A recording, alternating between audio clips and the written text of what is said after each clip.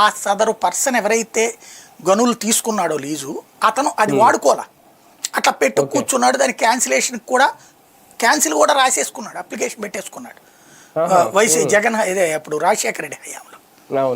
అయితే ఆ లైసెన్స్ని ఇతను కొన్నాడు, అంటే ఇతని పేరుకు రాయించుకున్నాడు ఓఎంసీకి.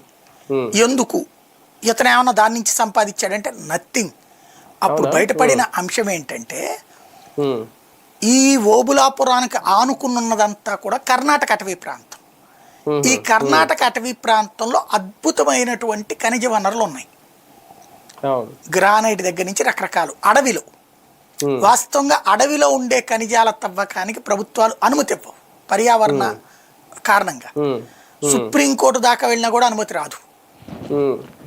అటవీ ప్రాంతానికి ఒక రూల్ ఉంటుంది, మీరు ఎన్ని చెట్లు నరుకుతారో అంతకి 4 చెట్లు ఇంకో చోటని ఎస్టాబ్లిష్ చేసేటట్టయితేనే మీకు పర్మిషన్ ఇవ్వాలి. అది కూడా రేరెస్ట్ ఆఫ్ రేర్ మినరల్స్ అయ్యి ఉండి ఇక్కడ అడవికి బదులుగా ఇంకొక చోట అడవిని సృష్టించడానికి సిద్ధపడటానికి అయితేనే. దానికి నానాతతంగా ఉంటుంది, దశాబ్దాలు ఏది కనీసం 5-6 ఏళ్ళకి పైన పడుతుంది. ప్లస్ ఇంత ఒప్పుకోవాలి, ఈ లోపు మళ్ళీ కోర్టులో లిటిగేషన్ పడిపోతే అయిపోతుంది. కానీ ఇతను ఏం చేశాడు తెలివిగా, అక్కడ కర్ణాటకలో గనులు తవ్వుకుంటూ ఏది అడవినంతా తవ్వేసుకుంటూ ఈ